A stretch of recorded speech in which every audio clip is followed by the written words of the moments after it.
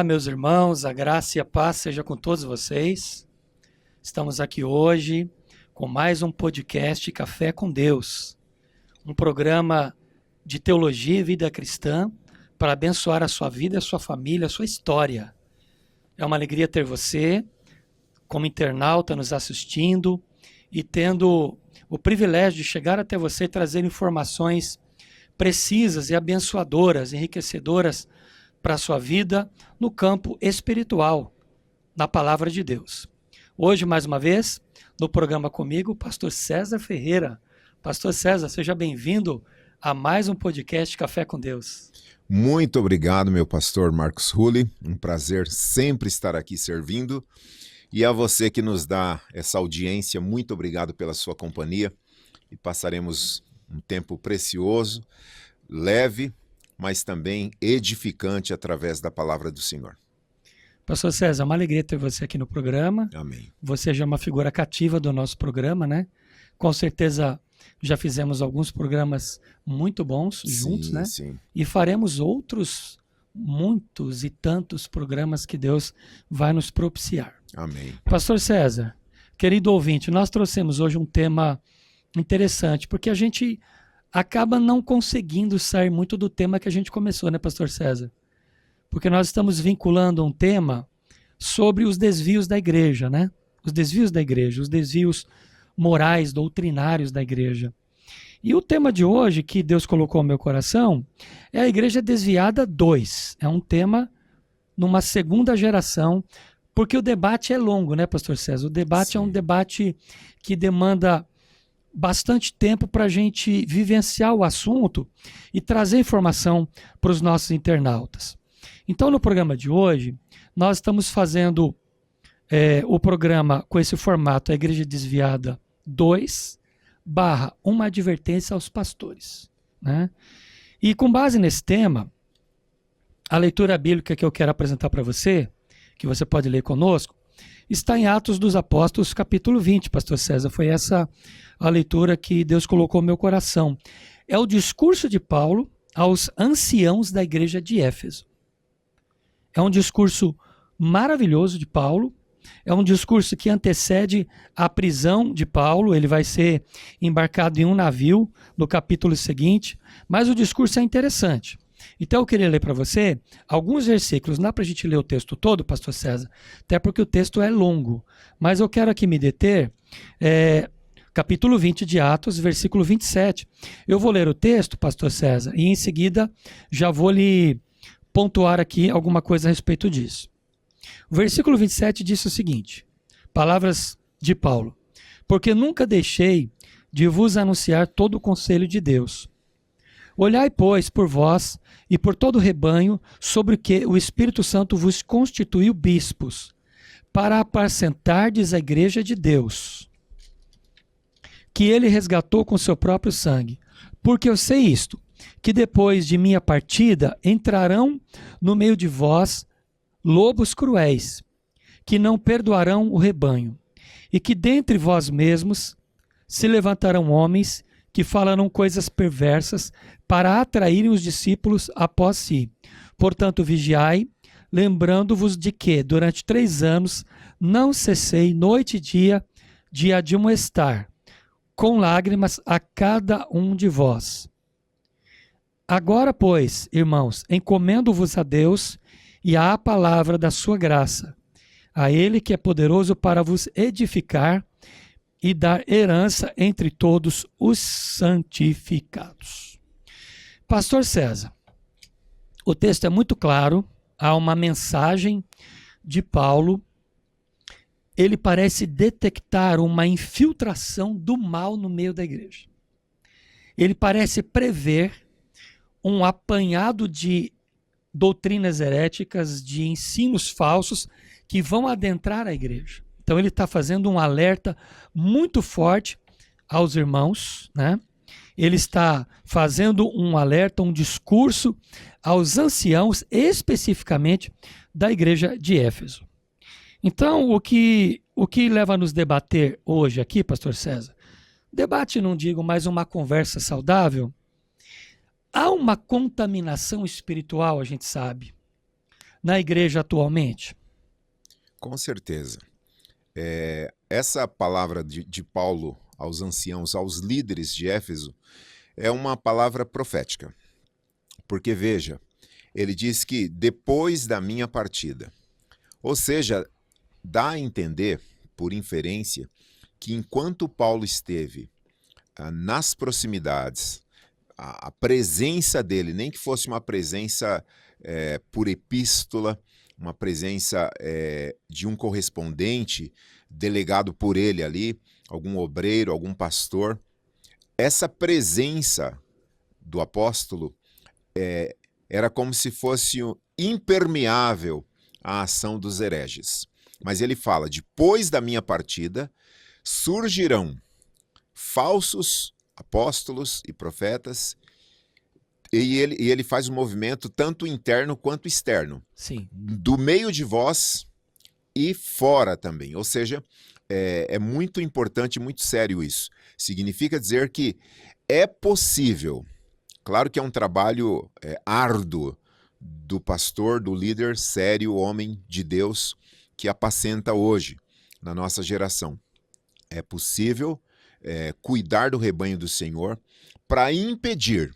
Claro que o ataque é sistemático, ele tem muitas maneiras de ser para se infiltrar na igreja, mas primeiro ponto que eu levanto é que existe sim essas tentativas de infiltração, em alguns casos bem-sucedidas, em outros casos ela dá início mais uma liderança que tem discernimento e balizada nas escrituras consegue impedir o pior. Mas existe, certamente. Muito bem. Pastor César, a gente observa aqui que o Paulo, ele está claramente dando uma mensagem específica para os anciãos da igreja, para os líderes da igreja, né? E essa mensagem é objetiva. Mas eu quero linkar essa palavra de Paulo, porque na época que Paulo escreveu, ou que escreveram a respeito dele no assunto, a Bíblia não era composta como a gente tem ela composta hoje. Nós não tínhamos naquela época a riqueza de detalhes bíblica que nós temos hoje, né? A Bíblia era apenas o Antigo Testamento. Então nós tínhamos uma Bíblia resumida, a Torá, e escritos tradicionais, né? Que tradições eram passadas. Então, Paulo lia a mesma Bíblia que Jesus lia. Sim, estou correto? Com Ele certeza. lia a mesma Bíblia que Jesus lia. Mas nos dias de hoje, nós temos a Bíblia composta por 39 livros no Antigo Testamento e 27 no Novo Testamento. Tal como ela é rica e muito grande. Mas o senhor acredita, pastor César, que ainda com tudo isso, e a grande proliferação dos cursos teológicos, nós estamos vivendo ainda um analfabetismo bíblico? Olha que pergunta pertinente e, infelizmente, a resposta é positiva. Porque, veja, o Brasil é um país cristão, falo na perspectiva de cultura, tradição e estatística, e por cristão eu me refiro ao censo que inclui católicos, espíritas e evangélicos, protestantes como um todo. O leque é bem extenso que abarca esse cristão, mas mesmo sendo um país em tese cristão, quantitativamente não corresponde ao qualitativo. Sim. Então nós temos um país em tese cristão, mas analfabeto, biblicamente analfabeto. De uma ponta a outra da nação brasileira, infelizmente, é grande o percentual de fiéis e de todos os segmentos que são realmente limitadíssimos em relação à cultura bíblica, ao acesso de um conhecimento base e fundamental que desse a esse fiel substância para discernir Sim. e conseguir resistir a alguns ataques em que a igreja tem sofrido sistematicamente de heresias de toda a natureza. Pastor, esse analfabetismo bíblico, o senhor acha que facilita um pouco mais a contaminação espiritual, um embolado de doutrinas humanas que não tem base bíblica? O senhor acha que facilita mais por ter esse analfabetismo bíblico? Olha, a ignorância, ela sustenta a indústria da fé. Sim. E por indústria da fé, eu não estou aqui generalizando, Sim. né, de forma nenhuma. Mas existe uma indústria. Veja, a nossa formação, falo de Brasil, história do Brasil, é uma formação sincrética. Então nós temos todas as matizes que se cruzam e aí tem esse perfil religioso na nossa nação. E esse sincretismo, ele aparece de uma maneira muito forte no meio neopentecostal. Sim.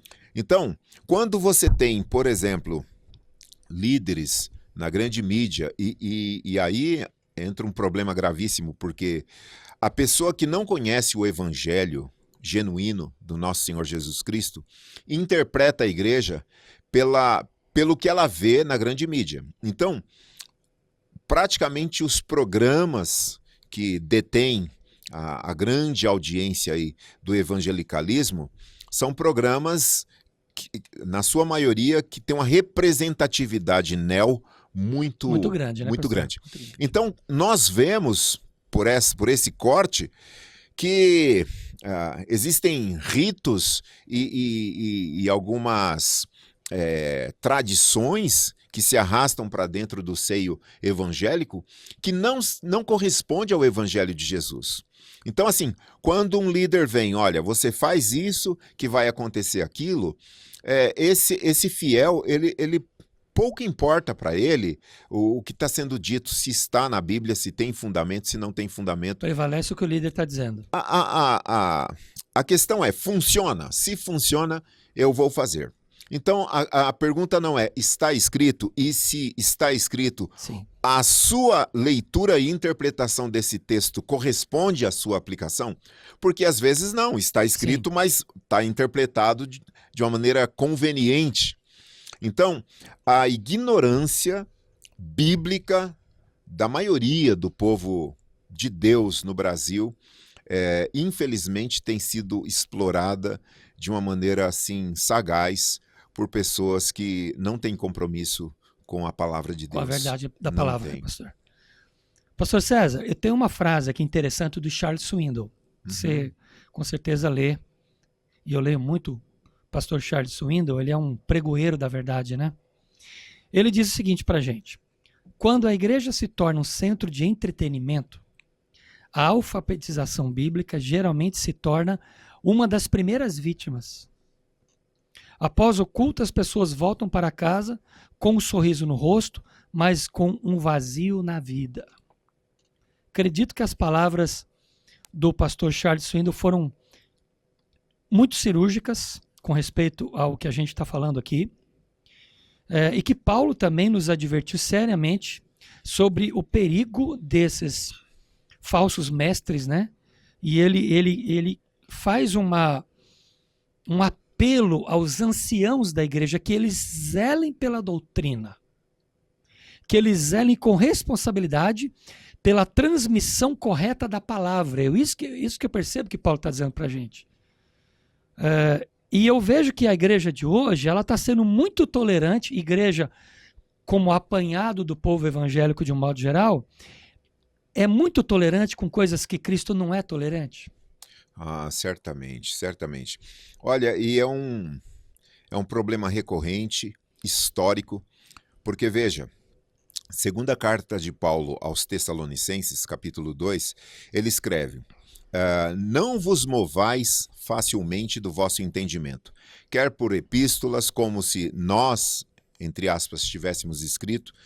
Naquela época existia, olha, nós estamos no 1º século, a igreja está em pleno crescimento, aí os seus 50 anos de idade aproximadamente, quando Paulo escreve a segunda carta aos Tessalonicenses, aproximadamente essa referência de tempo. E Paulo está dizendo ali que já havia falsificadores da verdade, quando ele fala, não vos movais facilmente do vosso entendimento, porque alguns indivíduos que se infiltravam no seio da igreja escreviam manuscritos e assinavam Paulo e enviavam para a igreja. São conhecidos como pseudepígrafos, são falsos escritos. E pipocavam esses escritos no primeiro século. E os apóstolos refutavam. Então ele está dizendo assim, ó, não se mova facilmente do teu entendimento, como se alguma carta que chegou aí para vocês fosse minha. Não é. Porque a volta de Cristo, aí ele dá uma explicação para fundamentar novamente o entendimento daquela igreja em Tessalônica. Por quê?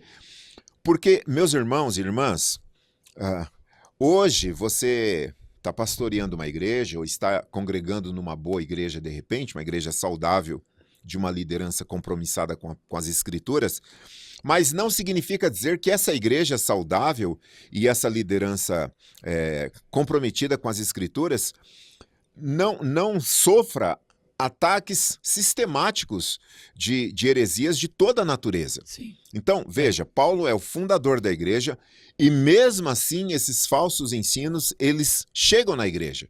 Então, se o líder não tiver discernimento e fundamento, e uma coisa curiosa, ontem eu conversava com uma pessoa da nossa igreja e ela falando, né, que está feliz que uma das matérias do novo curso, né, da nova grade do nosso curso, vai ter apologética.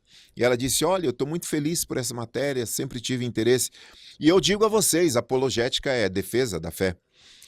Hoje, a apologética que o pastor deve fazer é para defender a igreja da igreja. Sim. Nós não estamos defendendo a igreja, estamos mundo, também, né? do mundo, ou de vãs filosofias, ou de sistemas ideológicos. Mudou-se o foco, né? Não, era mais o mundo, agora é mais a igreja. São ataques internos. Internos da igreja. Sim, verdade. É terrível. Quer concluir, pastor? Quer Então, esse é o ponto. Quando Paulo fala aos Tessalonicenses que não se movam, ele está dizendo assim, ó, permaneça no que você recebeu. E, sinceramente, se você está numa igreja que o teu pastor serve uma comidinha quentinha ali, um arroz com feijão, e preocupado com o fundamento da fé, porque quando dizem assim, ó, ali está acontecendo um negócio espetacular, gente, se é algo novo, inédito, talvez seja heresia, porque já foi revelada a palavra. Já o que Cristo tinha a dizer à igreja, ele disse. O escritor aos Hebreus, ele fala no capítulo 1, versículo 1, havendo Deus anteriormente falado de muitas maneiras aos pais pelos profetas, hoje nos fala por meio do Filho, o qual constitui o herdeiro de todas as coisas. Significa dizer, nas palavras de Martinho Lutero, vou parafrasear, quando ele diz assim, fiz uma aliança com Deus, que ele não me mande sonhos, nem visões, nem anjos. Eu estou satisfeito com as escrituras, que me dão salvação e garantia da vida eterna. Então, assim, se você congrega numa igreja que a liderança, ela tem compromisso com a palavra, não inventa sarna para se coçar e protege a igreja de todo o movimento inédito e de ações sorrateiras, bem-aventurado é você, meu irmão e minha irmã. Muito bem. Os dias são maus. Pastor César, cirúrgico nas suas palavras. Pastor, eu me lembro de um evento que aconteceu na minha infância. Esse evento ele ainda é vivo, né? Eu acho que ele vai traduzir bem para o nosso internauta o que a igreja brasileira está vivendo. A igreja brasileira que não é séria. Não estou falando que não existe uma igreja séria. Sim. Tem muita igreja séria, mas tem muita igreja com problema. Quando Paulo escreve para os anciãos, ele está falando para os líderes. Os líderes têm que cuidar da doutrina, para não entregar veneno para o povo. E eu me lembro no começo da minha vida na escola, nós tínhamos um professor de química, e um dia nós fomos para o laboratório fazer um experimento. Levou a classe toda, e nós estávamos lá no laboratório, cheio de tubos de ensaio, encantados com aquilo. Crianças ainda, né, 9, 10 anos, e o professor propôs um experimento. Ele pegou um tubo de ensaio, colocou sobre uma plataforma, colocou um bico de bullseye embaixo, que é como um maçarico, né? Uma chama, e ele colocou água dentro do tubo de ensaio. E trouxe um sapinho vivo. E colocou o sapinho dentro do tubo de ensaio na água em temperatura ambiente. E o sapinho ficou girando, nadando no tubo de ensaio.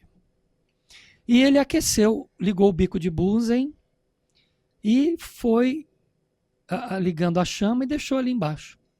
E a água foi aquecendo lentamente, nada de velocidade. Lentamente, e o sapinho nadando, nadando, e a água foi aquecendo, aquecendo, aquecendo. E à medida que a água ia aquecendo, o sapinho ia diminuindo os movimentos. Até que o final trágico, a água ferveu e o sapinho ficou esbranquiçado e morreu dentro do tubo de ensaio. O que isso traz para nós, para o nosso internauta entender? Nós estamos vivendo esse momento na igreja, onde a doutrina perigosa, com sutileza, penetra e aquece a água. E o sapinho não percebe, ele fica confortável dentro do tubo de ensaio, na água, mas ele não percebe o aquecimento. Então, conforme a água aquece, o sapinho vai perdendo as forças, ele vai relaxando, relaxando, até morrer. O senhor acredita que nós estamos vivendo esse movimento? Porque eu acho que essa ilustração, ela fala bem.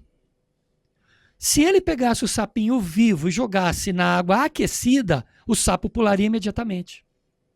Mas como ele colocou o sapo na água fria e foi aquecendo, pastor César, Exato. O sapo não percebeu.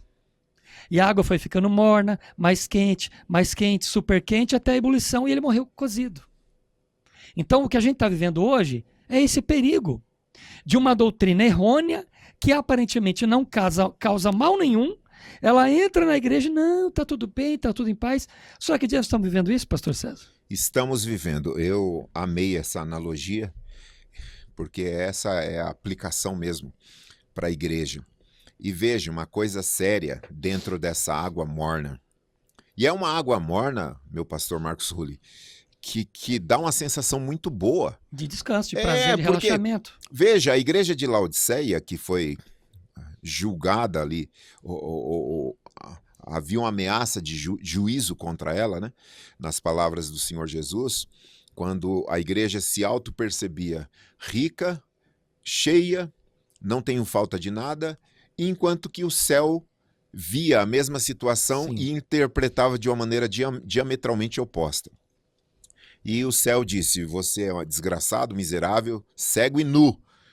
Então veja, esse sapinho que está aí no bem bom dessa água, eu diria que na prática, o que eu estou vendo aí recorrentemente são líderes importantes que quando nós ouvimos as pregações desses líderes pelo YouTube, enfim, você ouve e você fica encantado com o sermão. É um sermão, muitas vezes, cristocêntrico, bibliocêntrico, retoricamente irretocável, articulado, filosoficamente bem embasado, perfeito.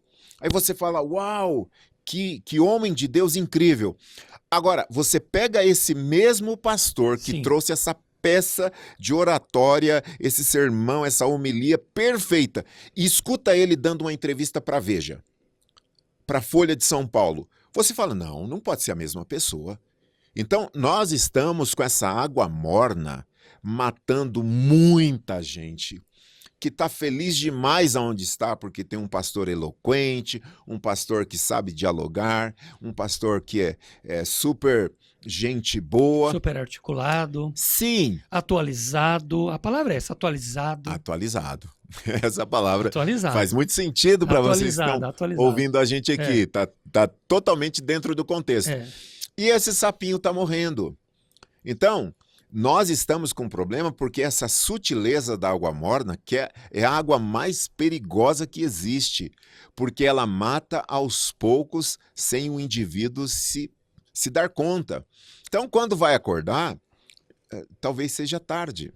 Porque o sermão, ele é, às vezes, maravilhoso, bíblico e tal, mas nas entrelinhas sempre passa veneno. Então, nós estamos vivendo aquela profecia de Paulo Sim. a Timóteo, na segunda carta, capítulo 3. Sabe, pois isso, que os últimos dias seriam tempos trabalhosos. Verdade. Eu anotei o seguinte aqui, pastor César. Muitas igrejas passaram a tolerar o aumento da temperatura do mundo sem reclamar.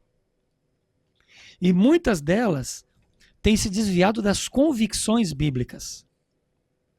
Então a igreja está sofrendo um desvio de proporções epidêmicas. Eu acho que está difícil para controlar, pastor César. Está difícil. E essa mensagem é para os líderes, é para os pastores. Somos nós, os responsáveis de manter acurada a doutrina bíblica, de mantermos a igreja no foco de Cristo. Porque nós não somos senhores da igreja. Nós somos pastores. Servos. Lideramos a igreja, somos servos. Então a responsabilidade é maior ainda para nós. Eu tenho aqui uma frase, na verdade é um discurso, né? Mesmo que breve, do Eugene Peterson. Ele é muito original. O Eugene Peterson, ele é fantástico. E ele escreveu isso já tem muitos anos. É o Lamento de um Pastor Solitário. Ele escreveu o seguinte: os pastores estão abandonando seus postos, desviando-se para a direita e para a esquerda, com frequência alarmante. Isso não quer dizer que estejam deixando a igreja e sendo contratados por alguma empresa.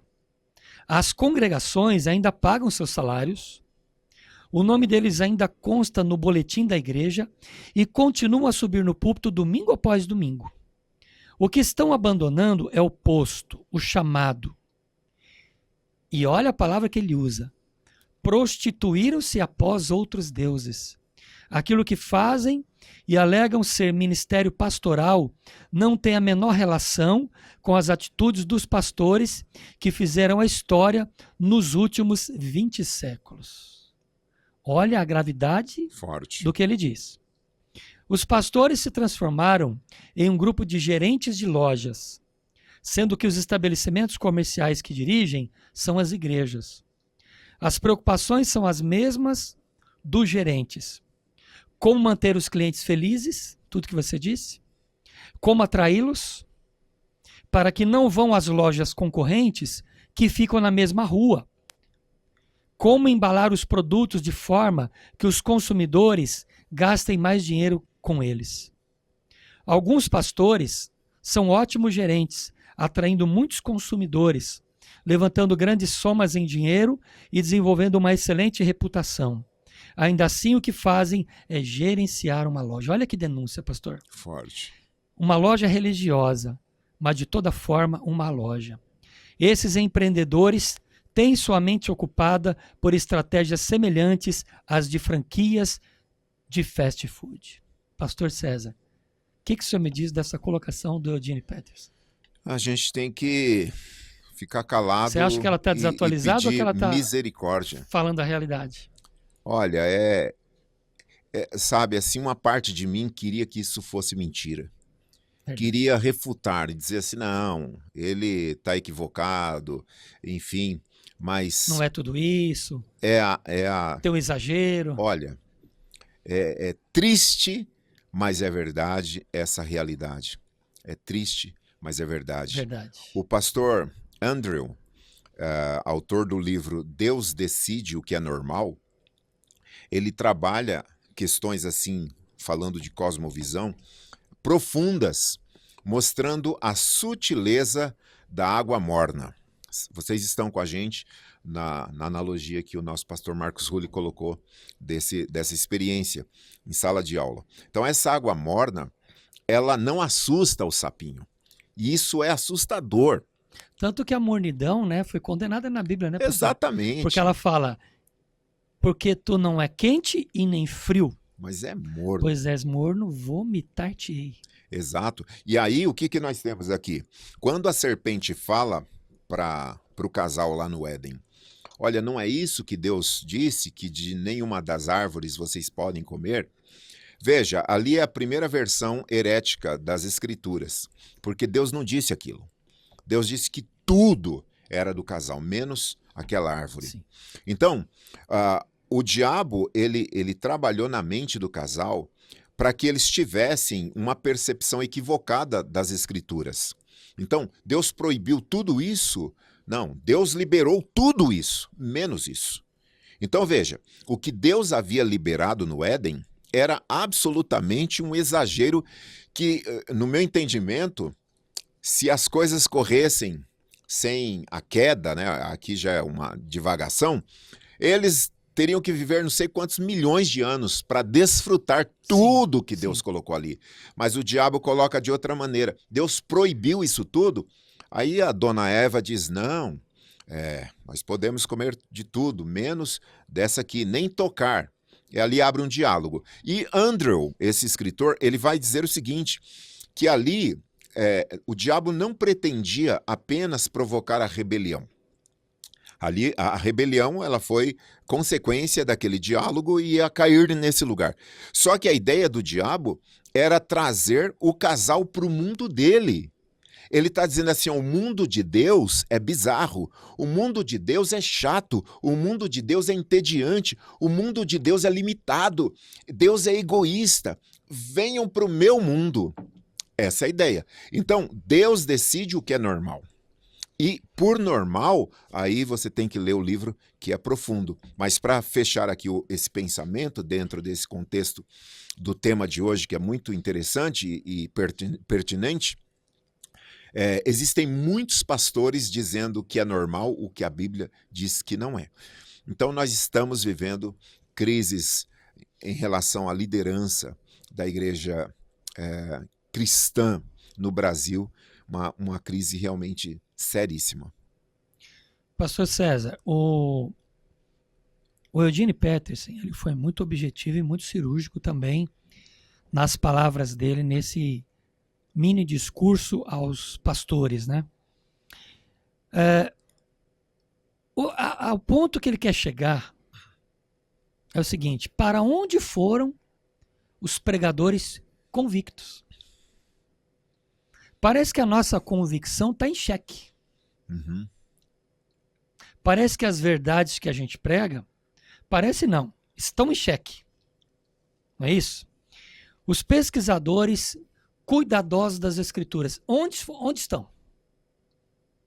Os eruditos homens de oração. Porque eu estou falando isso e trazendo isso para a liderança da igreja, porque a gente sabe que nós temos esses homens. Nós temos homens que não se venderam, que não se prostituíram, conforme o Eugene Peterson falou, que não se venderam na doutrina, mas não é a grande maioria. Não é a grande maioria.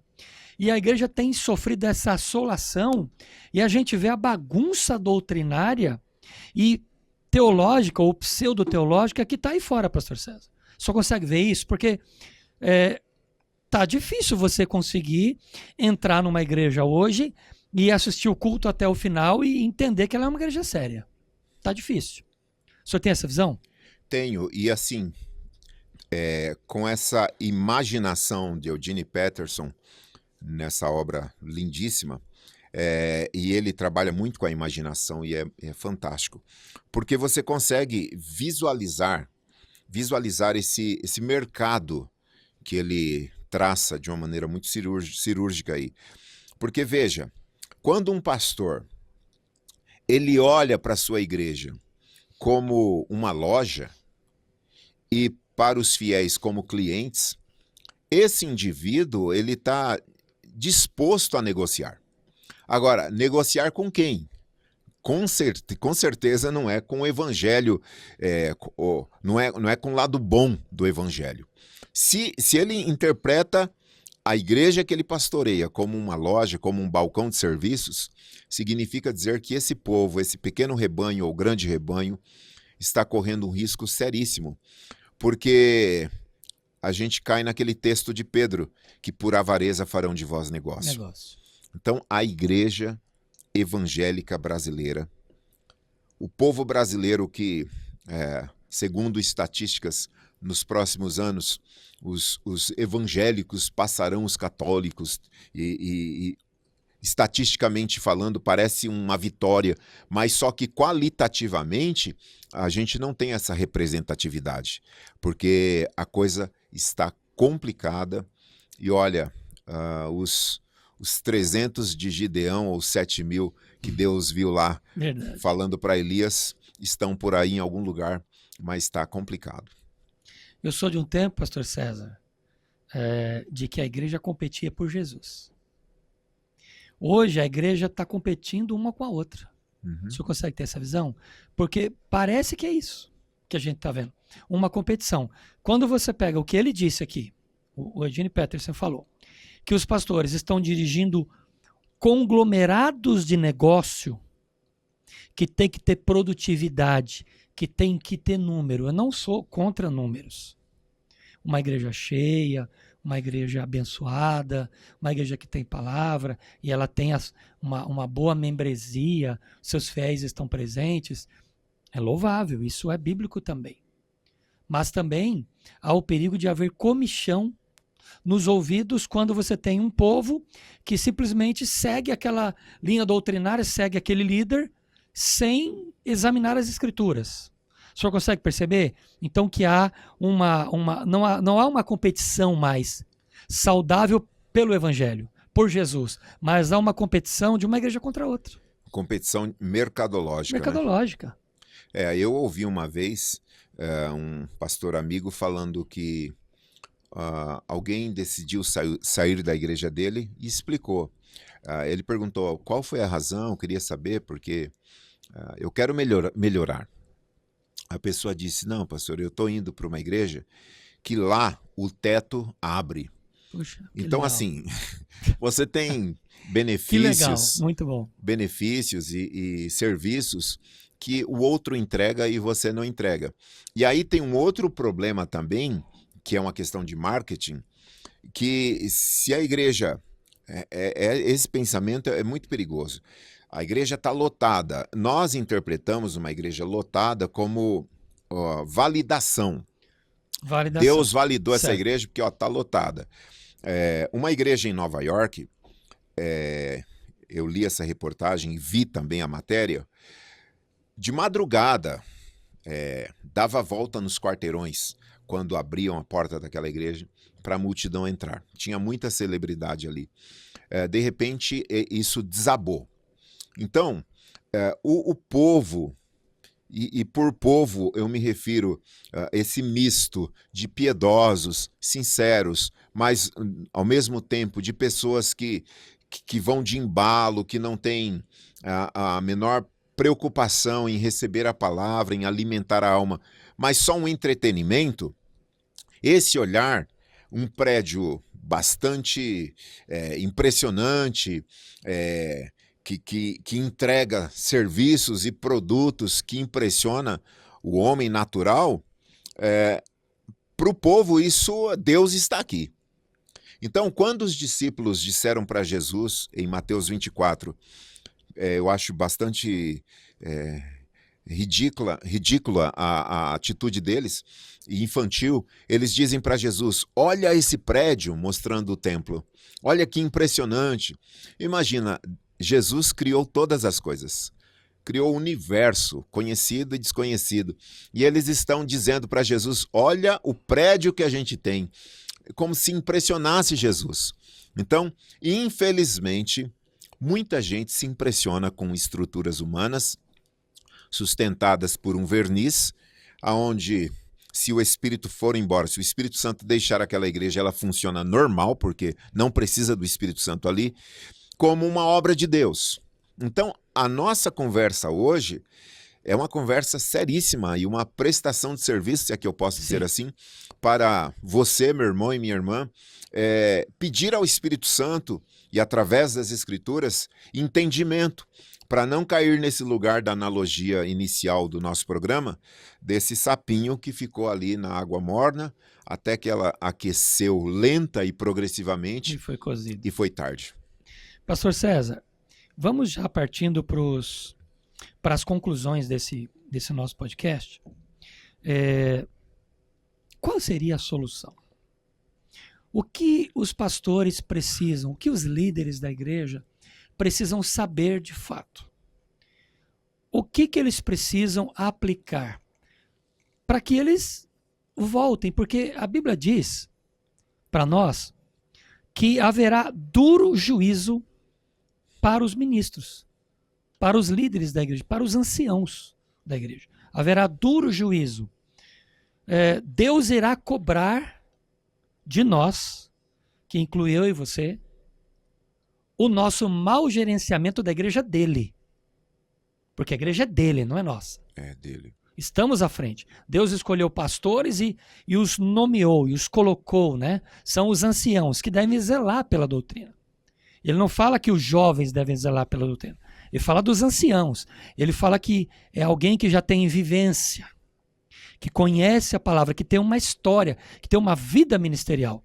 Então, partindo para as nossas conclusões, para o nosso internauta entender, o que o líder precisa fazer, como que ele precisa dar uma guinada, como que ele volta. É possível? Será que dá tempo ainda? O que o senhor pode nos dizer? Coisa séria isso. Voltando ao texto que abriu o nosso programa hoje, em Atos capítulo 20, numa reunião importantíssima e de uma palavra profunda e seríssima do apóstolo Paulo aos líderes da igreja de Éfeso. A primeira coisa, tomando esse texto como referência, eu diria, olhe para o ministério dos apóstolos. Porque o ministério dos apóstolos é um ministério que foi fundamentado na inspiração de Deus, que foi entregue por Jesus. Então, quando Paulo senta com aqueles líderes e diz assim, é o seguinte, olhem para mim, vocês sabem que desde o primeiro dia que eu entrei aqui, dia e noite, nas casas, eu não cansei de vos anunciar todo o evangelho, todo o entendimento das escrituras. A primeira coisa que eu diria, nós devemos voltar para as escrituras, desesperadamente, porque Paulo disse, eu nunca deixei de vos anunciar todo o conselho de Deus. Não é uma parte aqui, outra ali. No segundo século surgiu um herege, muitos, mas um que eu quero destacar aqui, chamado Marcião. Marcião, que criou uma seita, né, os marcionitas, ele dizia o seguinte, meu pastor Marcos Hulli, que entende disso, e você que está com a gente agora, ele dizia assim, o Deus do Antigo Testamento não pode ser o Pai do nosso Senhor Jesus Cristo. Então ele rejeitou todo o Antigo Testamento. Sim. Ele ficou com as epístolas de Paulo e o Evangelho de Lucas adaptado por ele próprio. Então, esse indivíduo, já no segundo século, no início da igreja, ele está mandando o seguinte recado para pastores progressistas de hoje. Eu tomei a decisão antes de vocês. Lá atrás eu escolhi o que é o cânon bíblico. Eu estabeleci o meu cânone para seguir. Isso aqui é de Deus, isso aqui não é de Deus. Então preste atenção, meu pastor, que Paulo está dizendo aos bispos e líderes em Éfeso, eles não estão em Éfeso, é uma cidade vizinha, mas eles são de Éfeso, que Paulo não cansou de anunciar todo o conselho de Deus. Então pare de escolher pedacinhos ali por conveniência. Pregue todo o conselho de Deus. Segundo lugar, é muito importante, pastores, prestarem atenção em novos membros, principalmente obreiros que a gente não sabe o que trazem, e procurar progressivamente analisar isso de perto. E o teu púlpito, pastor e pastora e os obreiros que aqui estão com a gente, deve ser um púlpito levado a sério, porque um púlpito sério, ele é repelente de hereges. Sim. Aonde tem um pastor sério, um homem de Deus sério, é repelente. O indivíduo pode se aproximar, ficar ciscando, ele fica um período ali tentando achar um meio de penetrar e tentar ganhar alguns corações, mas um pastor sério, que tem discernimento, que tem conteúdo, que tem repertório, que tem experiência... Ele mantém. Ele não somente mantém, como repele. Sim, excelente. Nós falamos isso, pastor César, em um dos outros episódios anteriores do nosso podcast, falamos sobre isso, né? A importância de não ter pressa em selecionar obreiros. Como você bem disse no podcast, não sei se foi no passado ou no primeiro episódio, que há uma demanda muito grande por obreiros e a má formação desses obreiros já os leva diretamente a exercer as funções que a igreja assim o exige, porque está crescendo muito rápido. Então não há uma formação coerente, precisa, biblicamente. Então essa missão é dos anciãos, Sim. é dos líderes da igreja. Então não ter pressa em escolher obreiros e colocá-los no púlpito, porque é linha de ensino. Aliás, não só no púlpito, né, pastor César? Líderes de crianças, ministros de louvor, professores de escolas bíblicas, Exato. professores de escolas teológicas e os auxiliares do pastor. Então, não há que se ter pressa, porque você tem que examinar. Quando a gente pega o crivo de Paulo, né, o crivo ou a lupa de Paulo lá em Timóteo, que ele dá as características do obreiro, ele é muito objetivo e muito conciso nas características que devem ser predominantes na vida desses obreiros. Então, a formação adequada gera uma igreja saudável. E uma formação inadequada gera uma igreja que vai trazer muitos problemas. Por exemplo, traumatizar os crentes. Exatamente. Vai trazer trauma religioso na igreja. E esse será o nosso próximo podcast, trauma religioso. Então eu quero aqui, já nos momentos finais do nosso podcast abençoador hoje, né, pastor César? Muito abençoador. Eu creio que nós precisamos voltar a uma unidade bíblica. Você já disse isso em outras palavras, mas zelarmos pela doutrina. Por que a gente quer inventar? Por que alguns pastores, alguns líderes inventam? Justamente para tentar atrair com o diferencial. Eu vejo assim. Não, minha igreja é melhor que aquela, porque aqui se pode fazer isso. Não, lá não pode isso, mas aqui pode. Então eles usam coisas que a Bíblia não diz, que a Bíblia não trata e simplesmente traduzem a bel prazer. Então a gente precisa de unidade bíblica, ou ortodoxia bíblica. Voltarmos às Escrituras, centrarmos o nosso evangelho na Escritura, porque é possível pregar um evangelho sem estar centrado na Escritura? É possível. Mas vamos centrar o nosso evangelho nas Escrituras. E você usou alguém do passado, eu quero usar alguém também do passado aqui.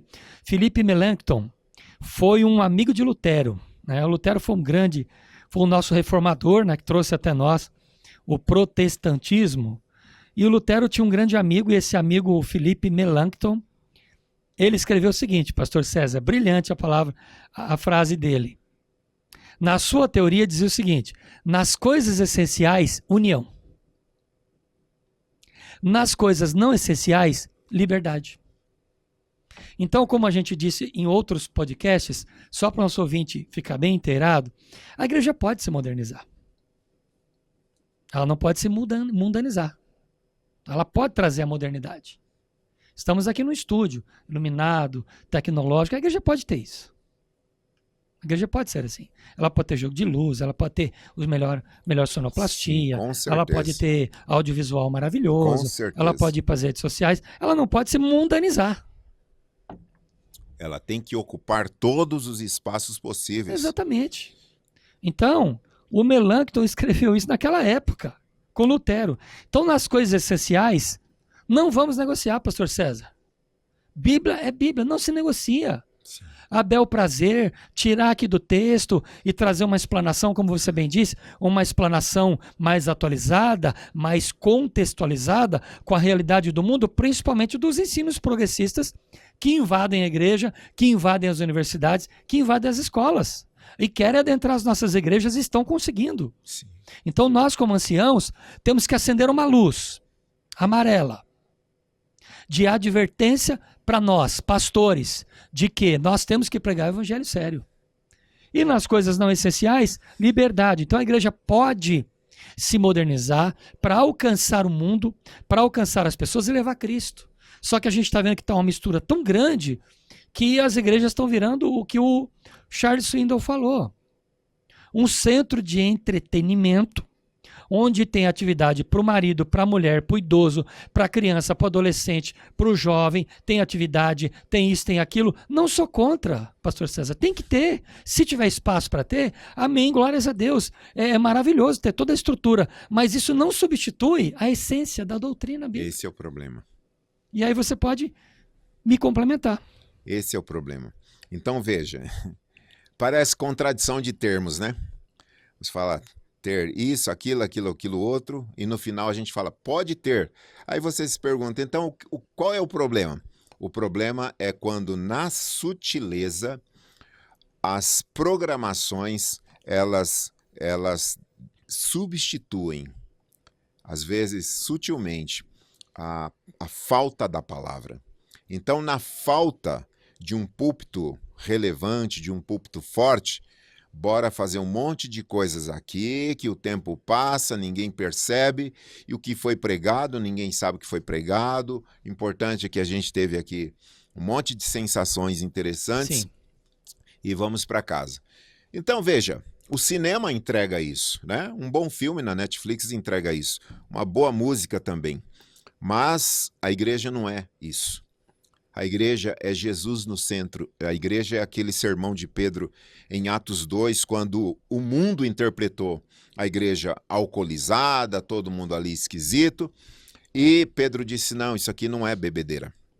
Isso aqui é o que Deus falou através da palavra. Ele foi para as escrituras em Joel, trouxe o texto, explicou o texto, aplicou o texto, e no final quase 3.000 pessoas se entregaram perguntando, e a gente faz o quê? E ele disse, se arrependam. Isso é a igreja. Verdade. Querido ouvinte, eu quero já concluir parte final do nosso podcast dizendo o seguinte, senhores pastores, essa advertência é para nós, e ela é bíblica. Ela é atualizadíssima. Atualizadíssima, pastor César. Primeiro ponto, sejamos humildes. Amém. Se erramos, voltemos às Escrituras. Deus se agradará de nós e Amém. não perderemos o céu. Amém. Que é a coisa mais não importante. adianta a gente estar na frente de uma igreja, seja ela pequena, média ou grande, e muitas vezes até o povo pode ir para o céu e a gente acabar não indo. Né? Então, termos humildade para corrigirmos a nossa bússola espiritual e voltarmos às Escrituras. Amém. Segundo ponto que eu destaco, ortodoxia bíblica. Pastores, vão para a Bíblia, se debrucem nela, escolham boas obras, não sejam preguiçosos, não busquem sermões na internet. Eu sou contra buscar sermão na internet. Você não tem fonte confiável, você pode ter uma coisa misturada, contaminada. Busque direção de Deus. Estudo acurado, profundo, de boas obras, cerque-se de bons teólogos, Bíblia sempre, obras, quando possível, boas obras nos cercando, não é isso, pastor César? Sim. Então, ortodoxia bíblica é que vai fazer com que a nossa igreja mantenha o trilho, porque o nosso Senhor é Jesus. Antes da nossa popularidade, primeiro é Jesus. Amém. E último ponto, voltemos à vida de oração. Amém. Precisamos orar.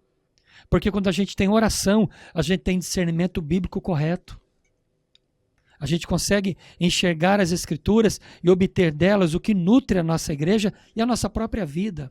Então, esse alerta fica para os pastores, para os líderes que estão nos assistindo, para as igrejas, pessoas que estão nos assistindo, ajudem. E a nossa missão é orar pelos nossos líderes. Eu tenho líderes acima de mim. Sim. Você também tem. Então, orar pelos nossos líderes para que a estrutura da obra de Deus como um todo permaneça firme e estável diante do Espírito do mundo, do Anticristo. Amém. Pastor César, suas últimas palavras para a gente encerrar. Glórias a Deus por mais essa oportunidade. Eu me sinto tão feliz e grato por estar aqui também, na pastor. tua companhia, recebendo essas informações preciosas, valiosas e eternas, e pela companhia de vocês todos. Deus abençoe sempre. Pastor César, muito obrigado pela sua companhia, Amém. por ser um amigo, um colega de ministério, sempre disposto a estar com a gente aqui para brilhantar o nosso trabalho no podcast Café com Deus. Obrigado a você, internauta, que está assistindo esse episódio, que você possa compartilhar com outras pessoas. Você pode também dar a sua opinião no YouTube, pode acrescentar, pode trazer comentários aí que vão enriquecer o nosso trabalho. Muito obrigado pela sua participação. Deus abençoe você, Deus abençoe sua casa, Deus abençoe sua igreja. Muito obrigado. Um beijo no coração de todos.